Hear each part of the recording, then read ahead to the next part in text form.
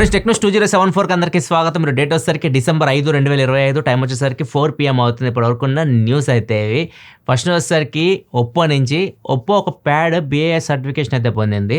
Oppo pad 5 ఇది MediaTek Dimensity 9400 processor అయితే వస్తుంది. 10450 mAh బ్యాటరీ ఉంటుంది దీనిలో. ఈ ట్యాబ్ నాకు తెలిసి ఒప్పో రెనో సిరీస్ తో పాటు రావచ్చు. రెనో 15 సిరీస్ మోస్ట్లీ జనవరిలో అట్లా తీసుకొని వస్తుంది, జనవరి ఫిబ్రవరిలో. వాటితో పాటు ఈ ప్యాడ్ ని అయితే ఒప్పో ఇండియాకి తీసుకురావచ్చు. ఇండియాలో ఇది BIS సర్టిఫికేషన్ అయితే పొందింది. నెక్స్ట్ మనకి షామీ నుంచి షామీ 17 సిరీస్ లో ట్రైఫోల్డ్ కాన్సెప్ట్ ఒకటి బయటకు వచ్చింది. చూడడానికి సేమ్ సామ్సంగ్ ట్రైఫోల్డ్ ఫోన్ లాగా కనిపిస్తా ఉంది. కెమెరాస్ వచ్చేసరికి బ్యాక్ సైడ్ మనకి కంప్లీట్ గా పిక్సెల్ డిజైన్లు అయితే కనిపిస్తున్నాయి. 3 స్క్రీన్స్ అయితే కనిపిస్తున్నాయి. ఇమేజ్ అయితే లీక్ అయింది. ఇది Q2 లేకపోతే Q3 2026 లో మార్కెట్ లోకి వస్తుందని చెప్పేసి రూమర్స్ అయితే ఉన్నాయి. అంతేకాదు షామీ 17 అల్ట్రా కూడా చైనాలో లీక్ అయింది. ఫోటో తీస్తూ కనిపించారు 17 అల్ట్రా. అది చూడడానికి 15 అల్ట్రా డిజైన్ లోనే ఉంది. సేమ్ వివో X300 Pro కూడా మీకు ఇదే డిజైన్ లో అయితే వస్తుంది. సెంటర్ లో ఇంత పెద్ద సర్కిల్, ఇంత పెద్ద కెమెరాస్ అయితే ఉంటాయి. ఇది అల్ట్రా మోడల్ షామీలో. ఇది కెమెరాస్ మీద ఎక్కువ ఫోకస్ చేస్తారు. కెమెరాస్ చాలా బాగుంటాయి దీనిలో. దీని కింద ప్రో మోడల్ అయితే వచ్చింది. అదే మనకి స్క్రీన్ వస్తుంది బ్యాక్ సైడ్. దీని వీడియో కూడా మన ఛానల్లో చేశాను. అది ప్రో మోడల్ అనమాట. ఇది చాలా మంది వెయిట్ చేస్తున్నారు, ఇండియాకి ఎప్పుడు వస్తున్నారు అడుగుతూ ఉన్నారు.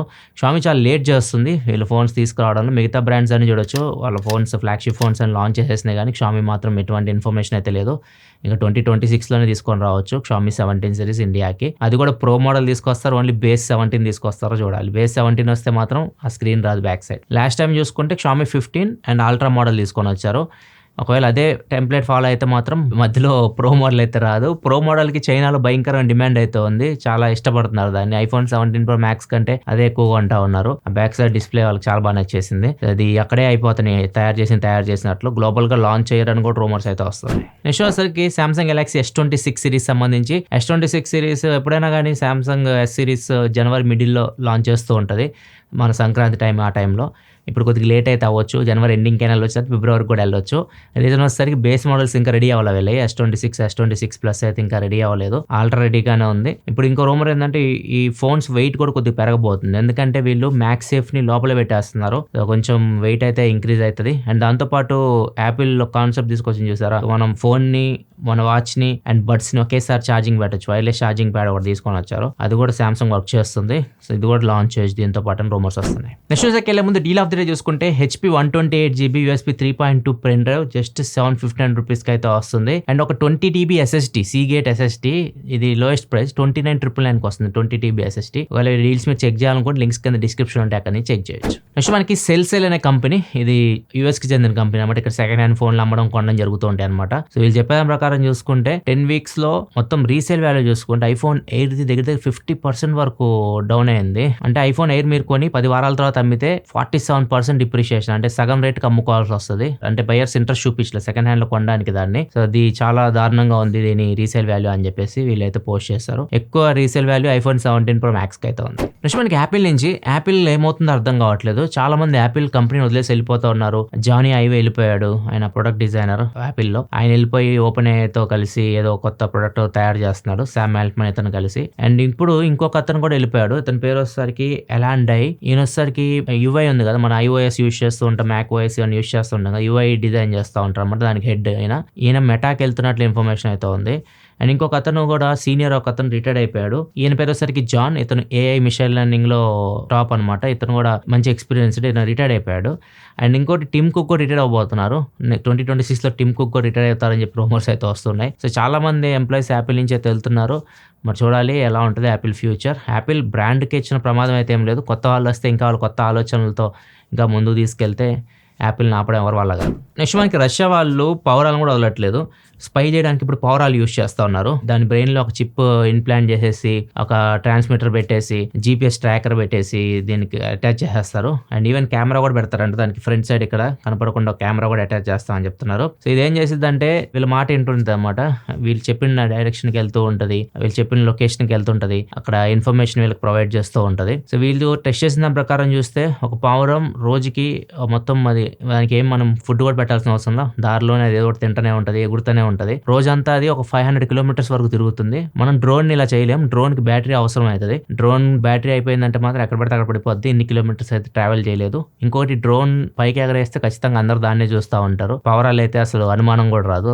అవి తిరుగుతున్నా గానీ స్పై చేయడానికి చాలా ఈజీగా ఉంటది. ఇవి చాలా బాగా ఉపయోగపడతాయి అని చెప్పేసి వీటిని అయితే భయంకరంగా ట్రైన్ చేస్తున్నారు ఇప్పుడు పావురాలని వీళ్ళు. ఇట్లా పావురాలని రష్యా అయితే స్పై చేయడానికి అయితే యూజ్ చేస్తుంది ఫ్యూచర్ లో. నెక్స్ట్ న్యూస్ వెళ్లే ముందు కామెంట్ ఆఫ్ ది డే చూసుకుంటే సీతారామరాజు అడుగుతున్నారు. డిసెంబర్ 14th వాళ్ళ మదర్ బర్త్డే ఉందని చెప్తున్నారు.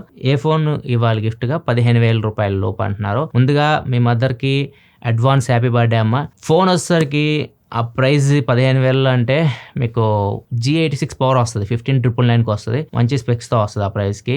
సో అది ఇవ్వచ్చు. బ్యాటరీ లైఫ్ కూడా ఎక్కువ ఉంటుంది. 6720 mAh బ్యాటరీ కూడా ఉంటుంది. 1.5K AMOLED డిస్ప్లే బాగుంటుంది ఫోన్ ఓవరాల్గా. ఒకవేళ నీకు స్లిమ్మెస్ట్ ఫోన్ కర్వ్డ్ స్క్రీన్ కావాలంటే G96 వస్తుంది. ఒక 2,000 రూపాయలు ఎక్కువ ఉంటుంది. కాకపోతే ఇది 8GB 256GB వస్తుంది. 2,000 బ్యాంక్ డిస్కౌంట్ కలిపితే 17,999కి ఫ్లిప్కార్ట్లో అయితే వస్తుంది. G96 8,256. అదే G86 పవర్ వచ్చేసరికి 15,999కి 8,128GB వస్తుంది. నెక్స్ట్ రెండిట్లో ఏదైనా డిసైడ్ అవ్వ. రెండు మంచి ఫోన్స్. బడ్జెట్ తక్కువ ఉంటే G86 power k. Next pine labs అంటే మీరు చూసే ఉంటారు అక్కడెక్కడైతే మీరు పేమెంట్ చేయడానికి యూస్ చేస్తుంటారు కదా.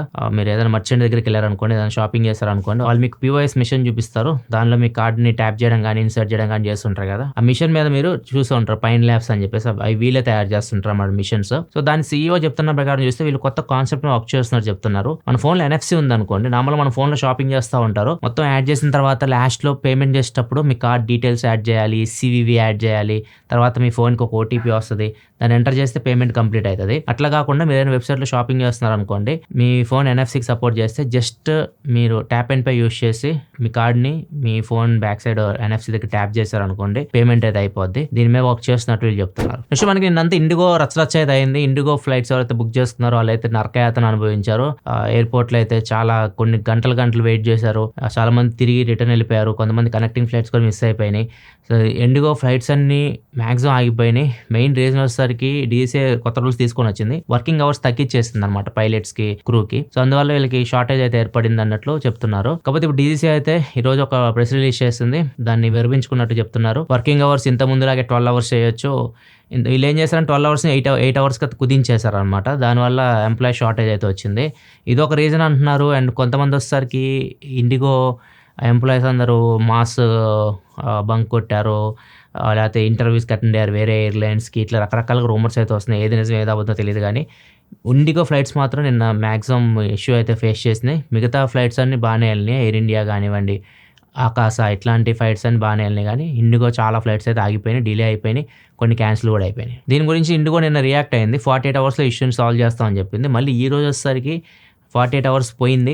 ఇప్పుడు ఇంకా కొన్ని రోజుల్లో ఈ విషయాన్ని మేము సార్ట్అవుట్ చేస్తామని చెప్తున్నారు. సో ఎప్పుడో ఎగ్జాక్ట్గా దీన్ని కంప్లీట్గా ఇష్యూని సార్ట్అవుట్ చేస్తారో తెలియదు. ఇంకా ఈరోజు ఫ్రైడే కాబట్టి చాలా మంది OTT రిలీజ్ గురించి అడుగుతూ ఉంటారు. OTTలో ఒకవేళ మీరు వీకెండ్ ఎంజాయ్ చేయాలనుకుంటే ది గర్ల్ ఫ్రెండ్ నెట్ఫ్లిక్స్లో వచ్చింది. The great pre wedding show G5లో అవైలబుల్గా ఉంది చూడడానికి. జటాధర ప్రైమ్ వీడియోలో ఉంది. మిషన్ ఇంపాసిబుల్ ఫైనల్ రెకనింగ్ ఇది వచ్చేసరికి ప్రైమ్ వీడియోలో ఫ్రీగా చూడొచ్చు మీరు. ఇంతమంది వరకు రెంట్కు ఉండేది. అండ్ థియేటర్లో అఖండ 2 రిలీజ్ అవ్వాలి. కొన్ని రీజన్స్ వల్ల వాళ్ళ ప్రొడక్షన్ 14 రీల్స్ ఉంది కదా, వాళ్ళకి ఈరోస్ అనే సంస్థ ఉంటుంది అనమాట. వాళ్ళకి కొద్దిగా ఫైనాన్షియల్ మ్యాటర్స్ అనమాట. ఈ 14 రీల్స్ వాళ్ళు కొద్దిగా డబ్బులు ఇచ్చేది ఉంది. సో వాళ్ళు కేసు వేశారు. సో అందుకే ఇది కొద్దిగా స్టాప్ చేసేసారు అఖండ 2 రిలీజ్ ని. వాళ్ళు కూడా ఒక స్టేట్మెంట్ అయితే రిలీజ్ చేశారు 14 రీల్స్ వాళ్ళు. తొందరలోనే విషయాన్ని రిజాల్వ్ చేసి సినిమాని రిలీజ్ చేస్తామని చెప్తున్నారు. నెక్స్ట్ మనకి ఢిల్లీలో ఒక IT ఎంప్లాయీ రీసెంట్గా జాయిన్ అయ్యాడు, జాబ్ చేసుకుంటున్నాడు.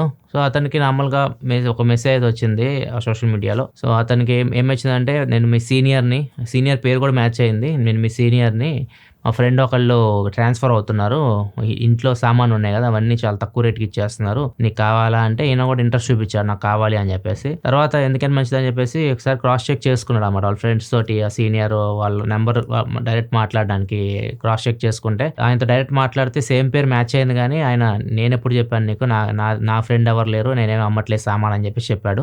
ఈయనకు అర్థమైపోయింది, ఓకే నాతో చాట్ చేస్తుంది స్కామర్, నా సీనియర్ కాదు అని చెప్పేసి. తర్వాత ఇతను ఏం చేశాడంటే ChatGPTని యూజ్ చేసి ఒక కోడ్ క్రియేట్ చేశాడు అన్నమాట. ఒక లింక్ కూడా క్రియేట్ చేశాడు. ఆ లింక్ స్కామర్కి పంపించాడు. స్కామర్ ఏం చెప్పాడంటే కొద్దిగా పేమెంట్ చేయమన్నాడు. కొద్దిగా పేమెంట్ చేస్తే నేను బ్లాక్ చేసి పెడతాను, ఎవరికి ఇవ్వకుండా వాటిని, కొద్దిగా పేమెంట్ చేయంటే ఈయన ఏం చేశారంటే ఈ లింక్ క్రియేట్ చేశారు కదా, ఈ లింక్ ఓపెన్ చేసేసి క్యూఆర్ కోడ్ ఉంటుంది కదా నీది, దాన్ని అప్లోడ్ చేయి, నేను పేమెంట్ చేస్తా అని చెప్పేసి ఆ లింక్ పంపించాడు. ఆ లింక్ స్కామర్ ఓపెన్ చేయగానే అతని ఫ్రంట్ కెమెరా అతని ఫోటో తీసేసి అతని లొకేషన్ ఇతనికి పంపించేసింది ఈ ఐటీ ఎంప్లాయ్ ఢిల్లీ ఆయనకి. ఈ స్కామర్ ఫోటో లొకేషన్ ఆయన దగ్గరకు వచ్చింది కదా, దాన్ని ఆడికి షేర్ చేసి స్కామర్ కి నువ్వు అయిపోయావు, నీ బతికైపోయింది, ఇంకా పోలీసులు వస్తున్నారు పట్టుకుపోతారంటే ఆయన కాళ్ళ వెళ్ళబడుతున్నారు అన్నమాట స్కామర్. తప్పైపోయింది, క్షమించి నన్ను ఇంకెప్పుడు చేయని ఇలా అని కాళ్ళ వెళ్ళబడుతున్నారు. మీరేమంటారు? వదిలేయాలా, పోలీసులు పట్టేయాలి? కింద కామెంట్ సెక్షన్ లో చెప్పండి. నెక్స్ట్ మనకి కర్ణాటక కలబుర్గి అనే గ్రామంలో ఒక రైతు బాగా పంట వేస్తున్నాడు అన్నమాట. అందరి కళ్ళు ఆయన పంట మీద పడుతున్నాయి అన్నమాట. వచ్చి చూసి దిష్టి పెడతా ఉన్నారంట. ఇట్లా కాదని చెప్పేసి నార్మల్గా ఏం చేస్తారు, దిష్టి బొమ్మ అయితే పెడతారు దిష్టి తగలకుండా. ఈయన ఏం చేశారంటే సన్నీ లియోన్ ఫోటోని అయితే అంటించాడు అక్కడ. వచ్చే వాళ్ళందరూ పొలం కంటే ముందు సన్నీ లియోన్ ఫోటో చూస్తున్నారు, నా పొలానికి దిష్టి తగ్గింది, నాకు పంట బాగా వస్తుంది అని చెప్పి చెప్పుకుంటున్నాడు. ఇది ఇప్పటివరకు న్యూస్ అయితే నచ్చితే లైక్ చేయండి. ఈ రోజు మ్యాక్బుక్ ప్రో M5 వీడియో మన ఛానల్ అయితే పోస్ట్ చేసి ఒకవేళ చెక్ చేయకపోతే ఇక్కడ కార్డ్స్లో వస్తాయి, చెక్ చేసేయండి. సబ్స్క్రైబ్ చేసుకోండి, ఎందుకంటే చాలా దగ్గరలో మనం 5 మిలియన్కి తొందరగా చేసేసేయండి. సబ్స్క్రైబ్ చేసుకోండి చూడండి. మళ్ళీ మనం మండే టెక్ న్యూస్లో కదా, అప్పటివరకు సెలవు, బాయ్.